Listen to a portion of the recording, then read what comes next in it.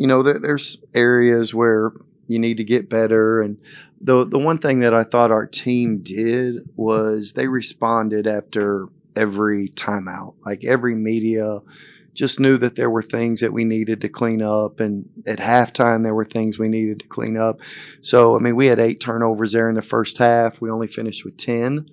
And to only have 2 there in the second half, I think it was 16 paint points, and we needed to be way more dominant inside the paint. And the game finishes 42-24. And so I thought they responded every time. We knew a team. Prairie View A&M has been top 50 in the country at causing turnovers for the last 10 years. They've been top 10 in the country 6 of the last 10. And so we knew that a team that pressures that much would foul a lot.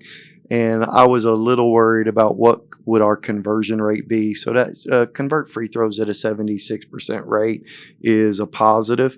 I look up in the opening 90 seconds and it feels like 5 minutes has gone by, and, we're at the free throw line for the 6th time. And I knew that having that kind of start, going 5 for 6 and being able to convert those opportunities, was hoping that momentum would carry. So just, again, proud. I thought KG carried us in the first half, and then really happy for TJ Williams, to have 5 assists, 1 turnover, lead us in steals, 10 for 10 from the free throw line, have a double-double. Like, there's a lot of pluses there. And, Will's dad flew in from Stockholm in order to be here for tonight's game. So I'm glad he had a career high. You guys score 100 points out of 6 guys in double digits. You're not going to do that every single game, but how much does that success, travel into the future games? How do you know we're not going to do it every single game? Yeah. Yeah, I mean, it's free throw opportunities. I don't know that we're not going to get 41 free throw opportunities. I mean, you can go look at Prairie View A&M.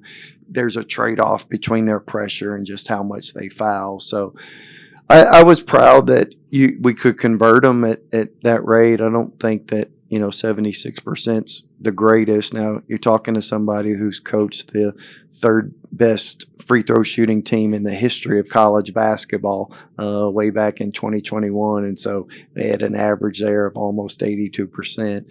But this is a real focus for us. We understand that the game is 20% of the game is going to be at the free throw line, and to be able to convert at that rate's a good thing.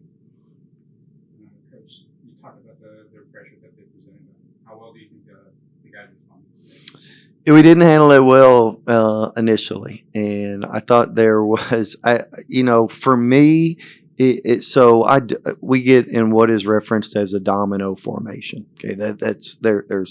And I literally put dominoes on the screen. This is what 5 dominoes, the number 5. You see how it's 2, 1, 2. All right. And I don't know how they get it confused and when you're yelling domino, but somehow we managed to botch it. And it's 2 guys up, and then there's 3 guys back, or there's 2 guys in the back, and then there's 2 more guys at half court, and we don't have a domino formation. But I thought after a little while that they began to understand what it needed to look like. We had to use our bigs as our outlets a number of times, and it's basically what they want you to do so they can trap right across half court. So we didn't have any of that in the second half, and their pressure kind of was dialed back there in the second half. But I thought we made strides, but initially it wasn't great.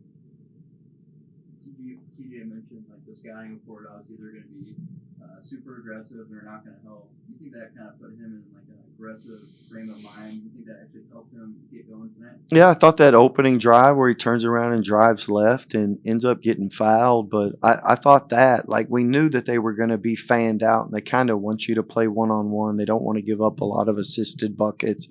And kind of knew that to be the case, and it allows him to go downhill. And, they were going under a number of ball screens, and we told the team, we've got to set these lower. But I think the thing that happened, especially with E-Man, if you look at the second half, when you look at the first half, when we did a good job of just twisting it and then changing the angle of the screen and allowing TJ to go downhill. So, yeah, that definitely helped that they stay fanned. And when you have players like Michael Gray and Brian and KG on the court, you kind of got to stay fanned out a little, and then in order for, Dre was able to get downhill Dylan had some nice moments, and then I thought TJ was really good. How valuable is it to have someone that can guard a floor like TJ, and then like he pulls down a rebound, starts the fast break, and get a dunk, easy dunk for Karan. Like you kind of see that versatility tonight, Flash.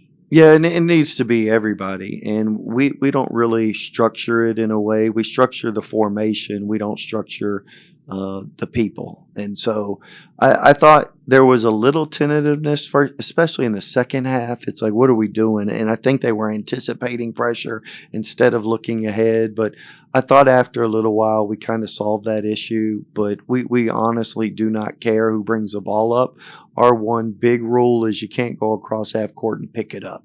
If you're going to do that, you need to get rid of it because, what most coaches call the idiot box. You're just going to see morons go get it across and then just stop there.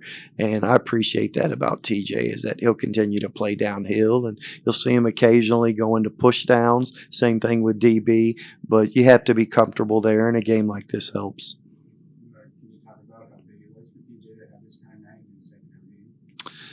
Yeah, 10 for 10 from the free throw lines. I don't care if you've been playing 100 years or you've only been playing 2 games. That's really impressive, especially with the crowd and the environment to be able to convert at that rate. We play a number of kind of in practice with a number of free throw games and that try to put pressure on players in order to perform, and really happy for him, 10 for 10 from the free throw line. And then if you go look at his practice numbers, he's a 2-to-1 assist to turnover guy. And, our guys know the play and they know what's happening. But 5 assists, 1 turnover for him. And then, again, to lead us in steals. And a double-double is pretty impressive for a guy in his second basketball game at this level. He's got a long ways to go. So he's got to get better at taking away other people's angles. We went through this quite a bit after the Drake game. He would have opportunities and he wouldn't get in the line of the defender and he would stay wide, and so people were able to make plays on the basketball. So he's got a long ways to go. He's got to get better at, if you saw him there on the left side, he goes into that push down, going middle, and then he turns around and switches and turns back to that right shoulder. You need to go be comfortable going middle if that's what they're going to give because they're taking it away. And then I am happy that he made the right hand layup over there on the right side because he turns around and switches hands and didn't just go with his left hand. So he's got some versatility, being able to play in both directions that can improve, and then his ball handling and perimeter shooting can improve. So he's got a really high ceiling. First week with a completely new team, basically, is this what you kind of suspected it was going to look like? Are you pleased through 2 games? Is this what you kind of envisioned it would look like as you're going over? Yeah, to be honest, we're up 17 at halftime, and it feels like you're down 10. I just didn't think we were just sharp, and we're not there. We've got a long ways to go, but we've got film now to work through. There's a lot of challenges with the way people play stylistically, but I think trying to incorporate more of a mentality of what's going to happen, I think that really helps. So because of the film of these 2 games and playing really good players, Corey Wells is a good player, Toya Solomon's a good player, and we needed to clean up discipline, but I do think it helps, but I don't know that you're ever pleased. What do you think about how Will is doing on the set plays you guys are trying to run through him? How's he doing getting big and establishing position? How's that been going so far, you think? Yeah, it's a B+. If you know anything about Purdue, they've got a ton of them. And we don't run that many, but there has been a focus of, you saw with the opening play of the game, there has been a focus to try to get an interior touch because he's good enough and he converts free throws at a really high rate. But this is, I think at Purdue, you're probably at a PhD level in being able to run sets. We're still high school level probably compared to those Purdue guys. We've got guys that we want to be more in a flow and be way more organic than those guys. But him getting sets and understanding the concepts behind them, it's not difficult. But I give him a B+. It seems like a lot of those guys from back in said it before, like try to find one bad word and you can't find anybody to say anything about him. Just to see him have a game like tonight, he's been waiting his turn for a long time. That just kind of makes you feel good to see him have that success. Yeah, and especially to do it in front of his dad, to fly all the way over from Sweden and to be here. And, those of you, Taylor, you're a parent. And I'm telling you, there's a lot of pride that's associated with just watching you're for your kids, whether they play well or not. So for him to have a career high, I thought he has great composure, terrific composure, and just how he handles things. His responses are very measured, and to be honest with you, that's unlike a lot of teenagers. He's early 20s, but they're really emotional. I mean, I can't tell you how many times I tell them that your prefrontal cortex doesn't stop developing until 25. That's why you're so impulsive and don't know how to handle this situation. And you're kind of aware of it, but he's well beyond his years, and he handles his composure is really, really good. And he's one of those guys that you just don't expect to get rattled. Pressure, everybody's going to face it. You're going to have it. And to be honest with you, it really determines what kind of player you're going to end up being. Like, just how much does the pressure bother you? And he's got the right demeanor and the right mindset that I think he's really going to flourish. He needs to get his land legs. He hadn't played in 3 years. And I think that's, you're starting to see him get land legs. You guys only made 10 threes twice last year. Tonight, from everything, whatever, this looks more like what you guys have seen through the off season, through summer. Do you feel like this is going to look more like the new normal going forward? Well, you got to kind of pick your poison, right? Do you want us to try to get it in on the interior and have those guys do pretty well? Because we can play through those guys around the block.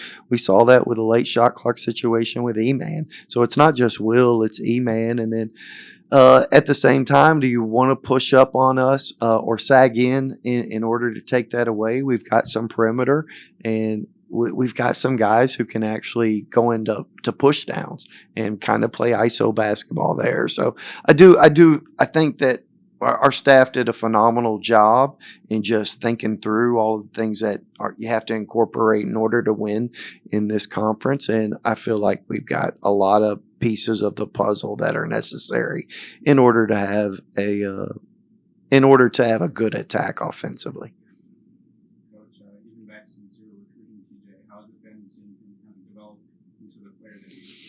Yeah, again, I think for coaches, 20% of the things they have to go through have to be hard. All right, I don't want to get too wonky on you, but there's been a million studies on how people learn. And if it's too easy, you learn interest. And if it's too hard, you get frustrated and you want to quit. So I would tell you, forget 20%. I'd tell you 75% of the things last year for TJ was hard. And you just didn't know with a young mind how much he would actually absorb and then fight it, because they come from a situation to where he was the best player in the state. I mean, he was Kansas Player of the Year. And what I'm proud of is that he kind of embraces that. That's kind of what determines whether or not you're going to be a good player. If you fight that stuff, you're not going to make it. But the fact that he embraced it and he could weather that storm, because it's hard for young kids. I think that's where I'm really, really happy for him, because you saw him make strides every single day. Thanks, guys.